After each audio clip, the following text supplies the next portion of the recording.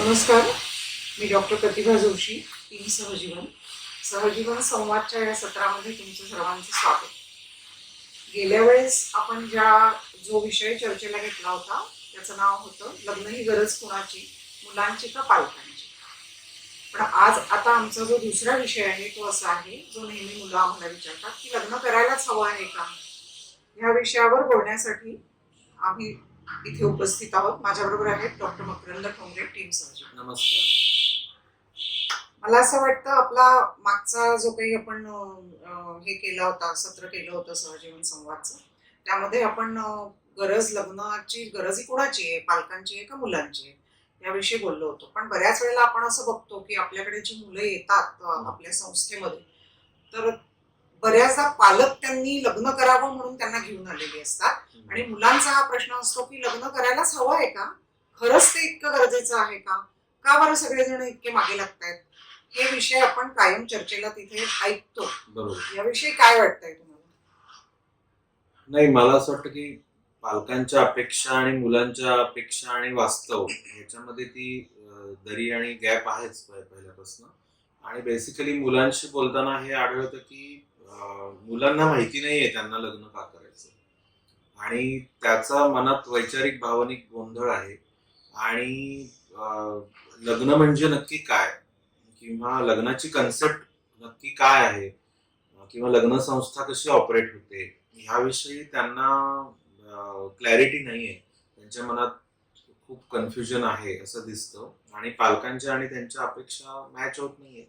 त्यामुळे मुलांना ते माहिती नाहीये ते का लग्न करणार आहेत. म्हणजे मी प्रत्येकाला विचारतो सेशनमध्ये की तुला का लग्न करायचं, तर त्यांना नाही सांगतो.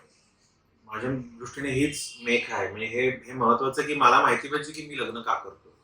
अगदी बरोबर आहे. आणि म्हणूनच बऱ्याच वेळेला असं आपण बघतो की लग्न हा विषय ते सतत पुढे पुढे पुढे ढकलतात. बरोबर. असं होत जातं. प्रत्येक वेळेस कारण कदाचित निरनिराळी असतात.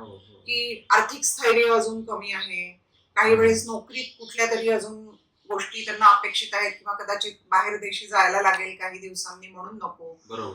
किंवा अशा अनेक गोष्टी आहेत की घर नाहीये, गाडी अजून घ्यायची आहे. ह्या सगळ्या भौतिक कारण आपण बऱ्याच वेळेला त्याच्याविषयी ऐकतो की ह्या कारणांसाठी आता नको म्हणतोय. म्हणजे लग्नाचं वय पुढे गेलेलंच आहे आता निश्चितपणे. हे आपण सगळेच बघतोय. तरी सुद्धा अजूनही पुढे गेल्यानंतर सुद्धा लग्न करायचंच नाहीये असंच बऱ्याच वेळेला मुलं म्हणत असतात. ह्यात मला असं वाटतं की लग्न या विषयाविषयी किंवा ह्या गरजेविषयी सगळी उत्सुकता संपली आहे की काय सध्या. का बरं त्यांना असं वाटत नाही की आपल्याला लग्न करावं असं वाटतं, जे अनेक वर्ष अनेक पिढ्या आपल्या पूर्वजांनी जी एक चौकट ठरवलेली आहे लग्नाविषयी, ती पूर्णच झुगारून द्यावीशी वाटते का मुलांना? नाही, काळानुसार आता म्हणजे मला तर वाटतं मूल्यांचं पण अपग्रेडेशन व्हायला पाहिजे. आणि सामाजिक परिस्थिती बदलली आहे. नंतर इंटरनेट आणि सोशल मीडियाच्या आपल्या आयुष्यातल्या म्हणजे त्याचं जे काही आवाका सगळा आहे आपल्या आयुष्यातला, त्याच्यामुळे समीकरणं पण बरीचशी बदललेली आहेत.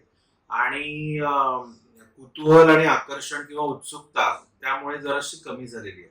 आणि हे सगळं थोडंसं भासमान जगातलं वावरण्याचं प्रमाण वाढलेलं आहे. आणि त्याच्यामुळे फॅन्टसी क्रिएट करणं किंवा एखाद्या गोष्टीबद्दल स्वप्नरंजन करून मला असं कुणीतरी बाबा हवंय आयुष्यात, मला असं कुणीतरी मिळेल, आणि त्याच्याकडे थोडंसं ती पिढी थोडीशी अट्रॅक्ट जास्त होते. पण मला नक्की काय हवंय किंवा मला लग्न का करायचंय, मला कसा लाईफ पार्टनर हवा आहे, ह्याविषयी ते तेवढा विचार करताना ते दिसत नाहीत. किंवा मजा प्लेजर प्रिन्सिपल खूप वर आलेलं आहे, आणि हॅपीनेस कोशंट कमी झालेला आहे. म्हणजे लोकांना मजा करायची पण लोकांना आनंदी राहायचं नाहीये, किंवा त्यांना आनंद आणि मजेतला फरक कळत नाही. मला वाटतं ह्या मुला मुलींचं पण थोडंसं तेच झालंय. अगदीच बरोबर आहे. म्हणजे टेम्पररी प्लेजर्स कडे ते अतिशय झटकन अट्रॅक्ट होतात आणि ती परत परत घ्यावीशी पण वाटतात आणि आजमावीशी पण वाटतात. परंतु ती प्लेजर्स घेऊन at the end of the week किंवा at the end of the day, मी वीक याच्यासाठी म्हणते की सोमवार ते शुक्रवार काम केल्यानंतर शनिवार रविवार मजा करायची.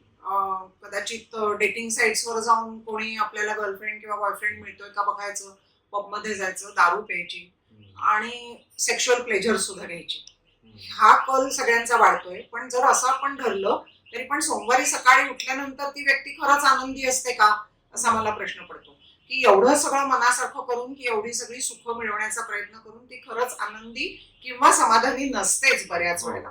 म्हणून ही टेम्पररी प्लेजर्सच्या मागे लागणं कितपत संयुक्तिक आहे याचा सुद्धा विचार करायला पाहिजे. कारण विवाहपूर्व लैंगिक संबंध अतिशय सामान्यपणे हल्ली सगळ्यांचे असतात हे आपण बघतो. त्यामुळे त्या शरीर संबंधांविषयीचं सुद्धा कुतूहल, ओढ किंवा गरज थोडीशी कमी होत चालली आहे आणि म्हणून या गोष्टी जास्ती घडतायत असंही मला वाटतं. हा, घडतात किंवा त्याच्यामुळे ते उत्सुकता संपलेली आहे किंवा बऱ्याच गोष्टी आधीच करून झाल्या आहेत, म्हणजे असं ते पण आहे. त्याचबरोबर मला अजून एक कारण असं दिसतं की आपल्या आई वडिलांचा किंवा आपल्या नात्यातल्या काही लोकांचा संसार जो मुलांनी पाहिलेला आहे त्यांच्या वाढत्या वयामध्ये, तर त्या संसाराचा किंवा त्या नातेसंबंधांचा पण परिणाम त्यांच्या मनावर खूप झालेला आहे.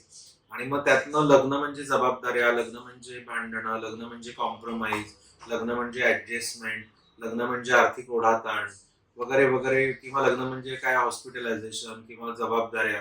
तर हे असं कुठेतरी त्यांचं मनावर ते रुजायला पण त्यांनी मदत झालेली आहे, किंवा हे सगळं करून काय मिळणार आहे, त्यापेक्षा मी आहे आत्ता तो बरा आहे, अशी एक मनोवृत्ती काही लोकांमध्ये दिसून येते. आणि पालकांच्या संसाराचा मुलांवर झालेला परिणाम पण खूप जास्त दिसून येतो.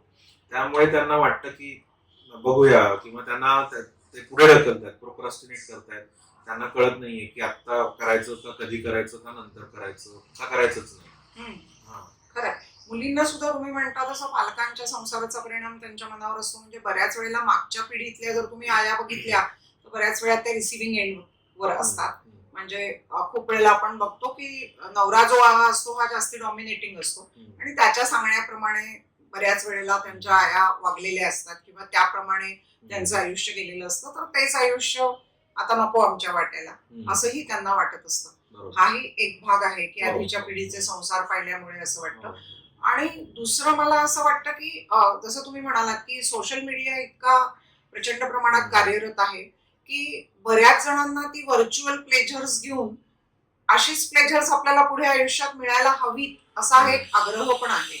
आणि त्यामुळे पार्टनर शोधताना तुम्ही नक्की जोडीदार शोधता आहात का नवरा किंवा बायको शोधता आहात याविषयी त्यांच्या मनात सतत गोंधळ असेल. म्हणजे मला लग्न का करायचंय, तर मला आर्थिक स्वातंत्र्य हवंय, मला आर्थिक सपोर्ट हवाय, मला सिक्युरिटी हवी आहे, फिजिकल सिक्युरिटी हवी आहे, फायनान्शियल हवी आहे, मला लिगल सेक्स पार्टनर हवाय. तर ह्या गोष्टी मला नक्की लग्न करून काय मिळणार आहे आणि मला काय द्यायला लागणार आहे, ह्या फंडामेंटल गोष्टीमध्ये क्लॅरिटी नाहीये. त्या तिथेच गोंधळ दिसतोय. देण्याच्या गोष्टी म्हणजे जबाबदारी, कर्तव्य किंवा बंधनं किंवा स्वातंत्र्याचा थोडाफार संकोच या गोष्टी अजिबातच नको आहे. आपली स्पेस कुणालाच शेअर होऊ द्यायची नाहीये दुसऱ्या व्यक्तीबरोबर. पण ही गोष्ट लक्षात ठेवलीच पाहिजे आपल्याला सगळ्यांना की जेव्हा आपण कुठली तरी एखादी संस्था म्हणा किंवा आपण ऑफिसमध्ये सुद्धा जातो तेव्हा त्या ऑफिसचे काहीतरी कोड ऑफ कंडक्ट किंवा मॉरल्स ठरलेले असतात आणि त्या चौकटीत राहूनच आपल्याला काम करायला लागतं. तसंच लग्न किंवा विवाह ही आपण एक संस्था म्हणून जर समजली तर त्याला सुद्धा एक कुठेतरी कुंपण आहे, चौकट आहे आणि त्या चौकटीच्या बाहेर जाऊन चालणार नाही इतपत जाणीव खरं म्हणजे सगळ्यांना असायला पाहिजे. आणि ते अगदीच जाचक किंवा बंधनकारकच आहे असंही नाहीये खरं म्हणजे. त्याच्यातनं खूप चांगल्या गोष्टी सुद्धा आपल्याला विवाह संस्थेतून मिळतात. तुम्हाला एक हक्काचा जोडीदार किंवा पार्टनर मिळतो जो तुमच्या बरोबर तुमची गोल्स किंवा जी काही ध्येय असतात ती साध्य करण्यासाठी सुद्धा तुम्हाला मोटिवेट करतो किंवा मदत करतो. कित्येक वेळेला तुम्हाला अतिशय चांगली भावनिक अशी सुरक्षितता किंवा त्याला इमोशनल सिक्युरिटी म्हणतो ती मिळते. अनेक वेळेला अतिशय चांगलं इंटेलेक्च्युअली सेम पातळीवर असणारे जर दोन पार्टनर असतील तर अनेक वेळेला तुम्ही एकमेकांच्या आयडियाज किंवा कल्पना बोलून कनेक्ट होऊ शकतात.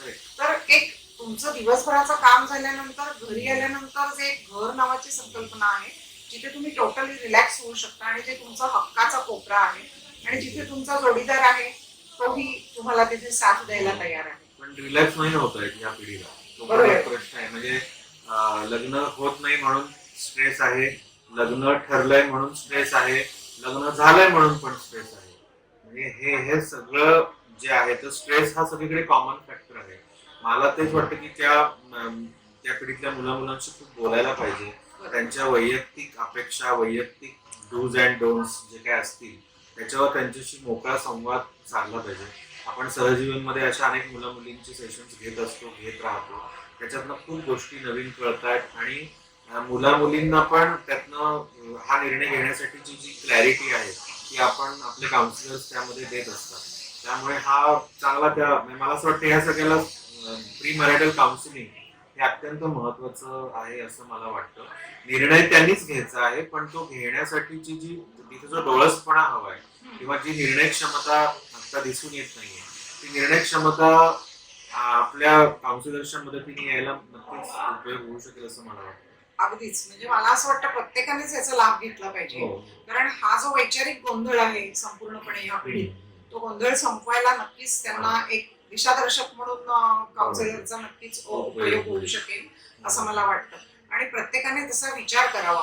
तर लग्न ही केवळ जोखड, जबाबदारी किंवा कटकट असं न वाटता त्याच्यापासून कुठलं नातं तुम्ही अतिशय चांगल्या रीतीने फुलवू शकता, त्या नात्याला तुमच्या प्रेमाची किंवा चांगल्या भावनांचं खतपाणी घातलं तर ते अतिशय चांगल्या रीतीने फुलू शकतं. आणि त्यात जी काही एक गंमत आहे, मजा आहे. आणि थोडंफार मी असंही म्हणेन की असं नातं फुलवताना एक त्याला कुठेतरी कायमस्वरूपी असं सुद्धा एक स्वरूप की बराच काळ दीर्घकाळ टिकणारं नातं हे तुम्ही कशा रीतीने जोपासू शकता हे सुद्धा आपण त्यांच्यापर्यंत पोहोचवू आपण तो शकतो. प्रयत्न करत असतो आणि त्यांच्या विचारांचा आणि त्यांच्या मतप्रवाहांचा आदर करूनच आपल्याला ते करायला लागतं. आपण कुठल्याच गोष्टी त्यांना अशा तू काय कर म्हणून सांगत नाही, पण त्यांना ह्या विषयावर बोलायला एक व्यासपीठ आणि काउन्सिलर्सची खूप गरज आहे असं मला वाटतं. आणि तो संवाद साधायचं काम आपण करूया. आणि हक्कांबरोबरच कर्तव्य सुद्धा असतात प्रत्येक नात्यामध्ये, हे पण आपण त्यांना त्यात लक्ष घालून देत असतो.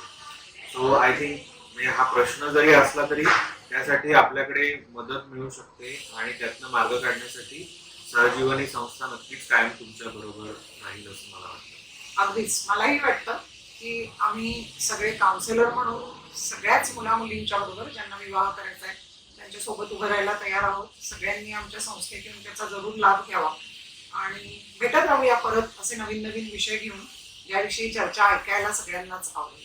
मला असं वाटतं इथे आपण थांबूया. येस, नक्कीच. धन्यवाद. धन्यवाद. आयुष्याच्या कोणत्याही टप्प्यावर नातेसंबंधात काही अडचणी, समस्या आल्या तर त्या सोडवण्यासाठी टीम सहजीवन कायम तुमच्याबरोबर असेल. हा व्हिडिओ तुम्हाला आवडला असेल तर लाईक करा, शेअर करा आणि आणखीही असे व्हिडिओज पाहण्यासाठी आमचा चॅनल नक्की सबस्क्राईब करा.